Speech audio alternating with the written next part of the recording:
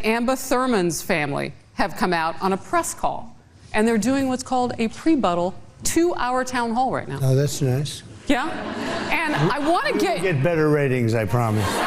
Okay, they are mocking the family right there of Amber Thurman. Moments ago, that was Donald Trump holding this contrived town hall that I think they held it a day so they could edit it or something. I want to bring in Senator Tina Smith of Minnesota. I mean, you began your career leading Planned Parenthood. You've introduced legislation on women's reproductive rights, especially in the wake of Donald Trump and bragging about how he overturned Roe v. Wade. I mean, Donald Trump and these MAGA Republican senatorial candidates and the congressional candidates, a lot of them are out there just at this point, just straight up mocking women with stuff like that. What do you make of it, Senator? Well, I mean, it's just so incredible that here is this individual who so clearly disrespects women in every single way. And to think about what it means to make a joke about a woman who lost her life, you could say because of the actions that this former president took. I mean, that's just despicable. And we cannot be, we can't sort of say, oh, that's just Donald Trump. That's just what he does. We have to really just every single time he does something as horrible as this, we have to call it out. And I mean, so that's the first thing that comes to my mind. I mean, how does the family of this young woman feel when they hear him say something like that? And then it just confirms what we know about this individual, which is that he only cares about himself. It's the only reason he does anything is to make himself feel bigger and better. And yet at the end of the day, he is a small and weak person, and he should never be near the presidency. You're overseeing the Democratic senatorial candidates across the country. Americans are bombarded with a deluge of polls, it seems, every single day. You wake up in the morning and you're happy. You wake up in the morning, you're upset. But then I see a lot of these early vote numbers that are coming in, long lines in places with close races. I see incredible candidates like yesterday evening, the Colin Allred, Ted Cruz debate. Where Allred was like the greatest debater. I've had him on the show, but I didn't even see that one coming. So what should the American people know, though, about these Senate races and the state of them right now? Well, so my advice to everybody, from my 94-year-old father to our kids to anybody that I randomly talk to on the street, is don't pay attention to any of this, because the polling right now is very hard to get to. It's very hard to get at what is actually going to happen. And I mean, as I say, some of my favorite people are pollsters, but at the end of the day, nobody really knows. So you're getting at it exactly. I only pay attention to what I can see and measure that's real. How many people do I see turning out to canvass, to encourage, to go knock on doors? How many people are showing up to make phone calls? That's a real sign of what is actually happening on the ground and the energy that is really out there. And I can tell you, in our Senate races, I was in Nevada, I've been in Wisconsin, we're seeing it in Montana and Ohio and everywhere, large numbers of people who are showing up. And as you say, the number of people that are voting already, and we can see like where those votes are coming from and what's happening on the ground through that metric. And that's what really matters. And then, of course, just the increasing kind of craziness of the online donations that are showing up, small donor contributions from people who want to make sure that their voice is heard in this election. Those are the things that we have to pay attention to for the next, 20 days, I think. You've been in politics for a little bit, and are you seeing? That's kind of you. Sure, just a small blip. My question, though, is, what I'm beginning to see, and again, push back if what I'm saying is completely false, is this realignment of traditional labels, even like liberal, progressive, conservative, all kind of now becoming, for this election, kind of pro-democracy, normalcy. Are you for people's freedoms, or really are you with Trump and MAGA? And the media seems to be doing things through the old lens, and I'm just like, I don't know. I mean, and I saw you post about it on your social media. I mean, did you see Liz Cheney standing on stage with Vice President Kamala Harris? Are you seeing Are you seeing that, though, on the ground?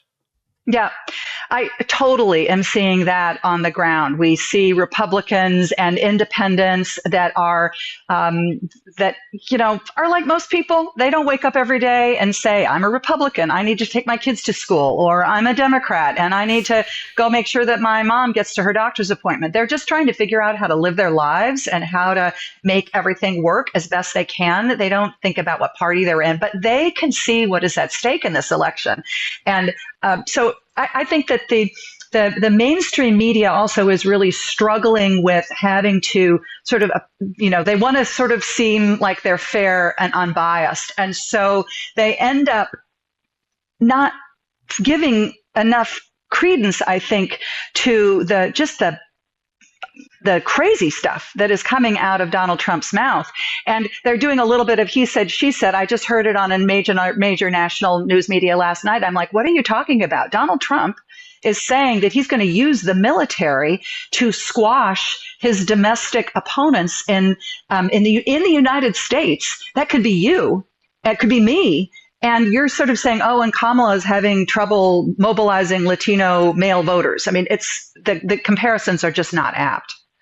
And they have to grasp at straws for certain data in their small sample polls to even get there. Then it's like, well, on the other hand, right. Donald Trump That's may right. be creating a new version of the national anthem with the January 6th insurrectionists, and he's now remodeled the American flag. I'm not making that. Remodeled the American flag with his name on it while selling $100,000 watches. And you're like, well, Right. That's an interesting conservative idea. I'm like, that's not a conservative idea. That's a crazy idea.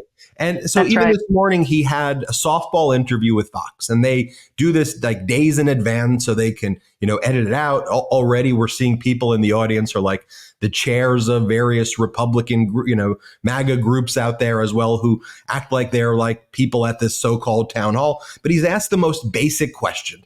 They prep him for it. They'll ask him a question. Can you bring prices down? Or like, what can you do with small businesses? And then he starts talking about, you don't want to be blown up by hydrogen cars because your wife won't recognize you. And it's like, you're not even saying sentences. This was moments ago where Donald Trump's asked on Fox, softball, can you get prices down? Watch his answer. We're going to get the prices down. We can't just leave them up there because it's going to take too long for people to catch up. That's why I did the social. We have to reset. No, I don't know how you reset to prices that are. You can get the prices down. So let me ask you. By the way, energy brings everything down. How does it trickle down? Does it work that the energy is also cheaper for the companies, and so that the distribution? How does the pricing actually happen? Because the interest rates have come down, and inflation rate has come down. But it's like we are going uphill constantly with these prices. But interest hasn't come down very much, and you can't get the money. Look, it really happens if you make donuts. You have the stoves, you have the dish. Everything is evolved around energy. The stoves, you have the donuts, you got the this. But it goes back to what he said at the debate, right? Do you have a health care plan? He's trying to remove the Affordable Care Act. Do you have a plan? Well, I have concepts of a plan. I mean, people are dying if you have concepts. This is life or death stuff, right, Senator? Yeah, exactly. And here you have this is a great example because you have that Fox anchor or what the person who was interviewing him. She's trying to feed him some rational reason for why what he's saying might make sense and would be an explanation for how he's going to lower costs. And he can't even pick up on that. I noticed that the vice president, after he had this bizarre town hall in Pennsylvania, where he stood on the stage for apparently nearly 40 minutes, like bopping and listening to music. And Kamala said, I hope he's okay. Because, clearly he is not okay. There is something wrong with him. And I think, this is serious business being the president of the United States. And, it is true that people are out there trying to figure out how to afford their lives. They are struggling with prescription medicines that cost too much. They can't afford housing. That's a huge issue in this country. And that's why, Vice President Harris and Governor Walz are saying, okay, here are like a dozen things that we can do about it to help you be able to afford your life, to help you lower costs, to help us lower costs for you. And that, I think, is why her her ratings on being trusted on the economy are actually going up as Donald Trump is sort of floundering in these so-called interviews. Let's talk about the legislation that you've introduced, reproductive rights, housing. You don't have concepts of a plan. You have very detailed plans. Your Republican colleagues, frankly, try to block those very detailed plans. But can you just tell the American people, look, if Democrats can get a majority in both houses, the types of legislation that you're leading the way on, so we can see, a tangible path forward and not merely concepts of a dystopian plan. Well, let me start with reproductive rights because I believe this is an issue that will be decisive in this election. And it's quite clear that if Donald Trump becomes president, we will have a national abortion ban. All you have to do is read what is in this Project 2025, their plan to use this, 150-year-old law called the Comstock Act, which they believe gives them the authority to ban medication abortion, which is nearly 2/3 of the abortions in this country. They believe that old law gives them authority to ban medication abortion, potentially all abortion, without a single act of Congress. So that's one side. And then you have Vice President Harris, and those of us, if we have control of the United States Senate and the House, will pass a bill to restore reproductive rights and to make sure that the Comstock Act can never be used by some authoritarian president like Donald Trump to take away our rights. That's a clear contrast in our intention to use legislative power to make life better for Americans. And similarly, I'd love to talk a little bit about the proposal that I put out there with Representative Ocasio-Cortez to get after the significant housing supply crisis that we have in our country, which is one of the reasons that housing costs have gone up so much over the last 15 or 20 years and made it virtually impossible for regular folks to be able to even imagine buying a home, let alone affording their rent. Let's talk about it. What kind of what's in that proposal? Well, so what we're proposing is a new way of providing a public option for housing. We would establish what amounts to a public bank to finance the construction of millions of affordable apartment and rental that would be permanently affordable. So they would be available for people, working class people, middle class people, as well as folks that are like working in low wage jobs. And those apartments would be permanently affordable. So instead of having kind of the profit motive driving all housing in our country, we would set aside an option for having the public good of shelter be a driving force. And this system would exist alongside the existing housing system that we have, but we would be putting real muscle into having permanent affordability. So imagine that you have, like we have in some parts of the country already, you have apartment buildings that are owned by maybe a nonprofit or some organization that is in the community.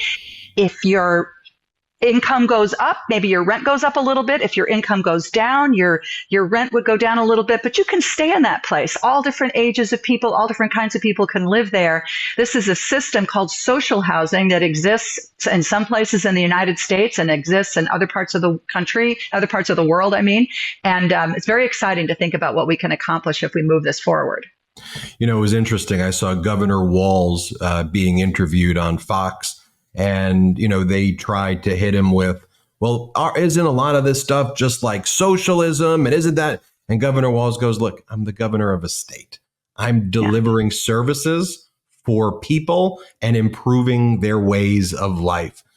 On the other hand, you've got this other darker vision that's being espoused by MAGAs about taking away freedoms while Donald Trump sells you $100,000 watches that are made in China. Which version of America do you want? And now you've had kind of a unique front row seat in your state of Minnesota. You've seen Governor Walz. You know the types of initiatives he has. Also, your colleague is J.D. Vance in the Senate as well. So you've seen the type of angertainment, was I think the word Colin Allred called in the performance. That's right.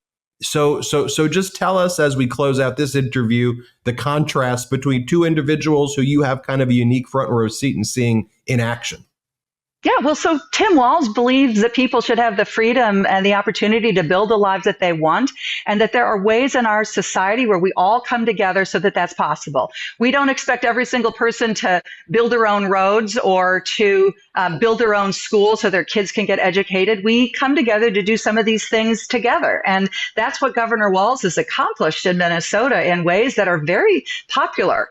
And in contrast, you have J.D. Vance, who seems to be, again, just sort of in it for himself. He seems prepared to say pretty much anything he needs to in order to get power.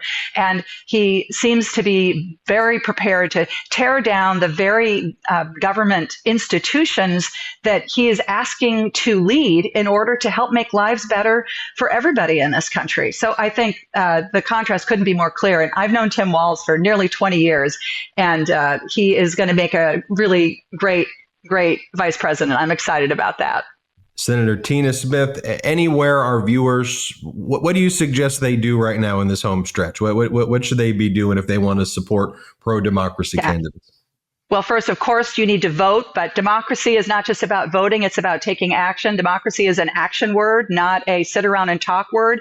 Go online, find your nearest local candidate or party organization and figure out how you can show up to make some phone calls or to knock on a few doors in your neighborhood to help people understand that they have the power to shape the outcome of this election. They just need to use their power and get out and make it happen. Get involved. 21 days, I think it is, 20 days. There's still lots of work left to do, and this race is very, very close. So your voice, your power is incredibly important.